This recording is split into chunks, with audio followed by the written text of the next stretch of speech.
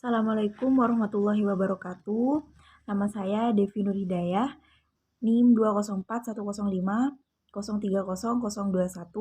Prodi Akuntansi Syariah 2, Fakultas Ekonomi dan Bisnis Islam.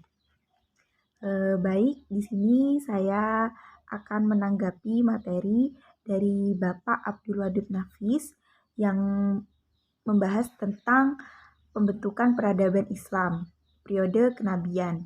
Di mana dalam pembentukan peradaban pada masa kenabian ini, pada zaman terdahulu, Nabi Muhammad SAW membawa bangsa Arab yang semula terbelakang, bodoh, dan diabaikan oleh bangsa lain menjadi bangsa yang maju.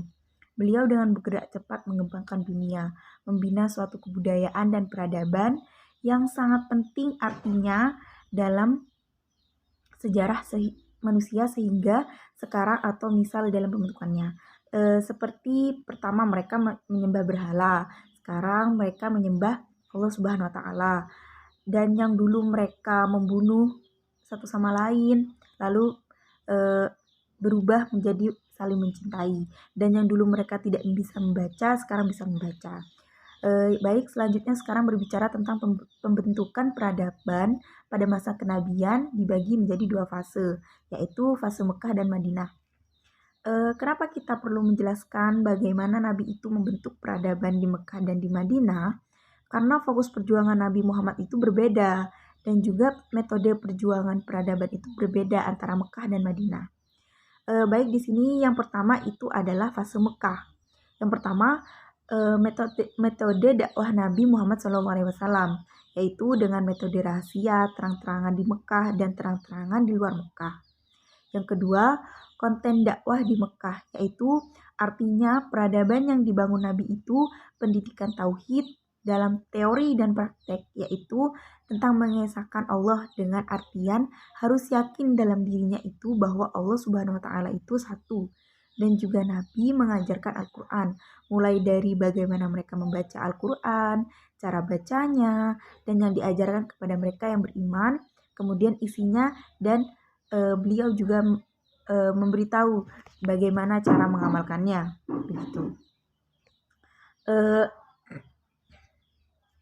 Kemudian yang ketiga, bentuk-bentuk penolakan dakwah Nabi SAW, yaitu yang pertama, mereka menolak dengan lunak, artinya mereka itu tidak mau menerima dakwah Nabi SAW untuk menauhidkan Allah Subhanahu wa taala.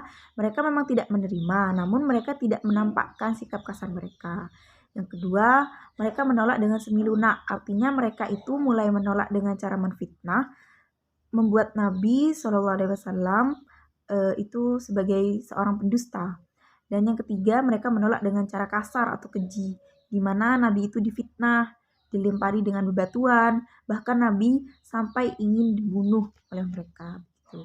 Yang keempat, faktor-faktor penolakan dakwah Nabi.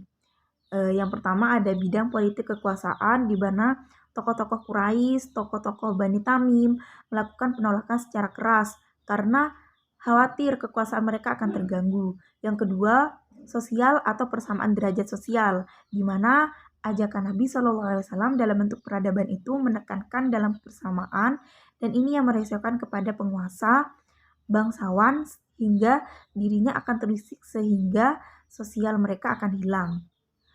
Yang ketiga, agama dan keyakinan, di mana mereka fanatik dengan agama mereka, yaitu agama yang menyembah berhala, karena dakwah Nabi dalam peradaban itu mentauhidkan Allah Subhanahu wa taala, sehingga mereka terusik dengan ajakan Nabi SAW dalam bentuk peradaban baru, yaitu mentauhidkan Allah Subhanahu wa taala. Dan yang keempat, adanya budaya taklid kepada nenek moyang. Yang kelima, faktor ekonomi. Dan kemudian yang kedua, kita membahas tentang fase Madinah. Yang pertama, mendirikan masjid, di mana masjid itu merupakan pusat penanaman nilai-nilai Islam, adalah tempat untuk membangun peradaban Islam. Yang kedua, mempersaudarakan kaum Ansor dan kaum Muhajirin. Yang ketiga, Rasulullah melakukan perjanjian saling membantu antara sesama kaum muslimin dan bukan muslimin, atau yang sering kita dengar dengan Piagam Madinah. Yang keempat, meletakkan dasar-dasar politik, ekonomi, dan sosial untuk masyarakat baru. Yang kelima, melakukan perjanjian dengan masyarakat Madinah. Yang keenam, memperkuat kekuatan militer.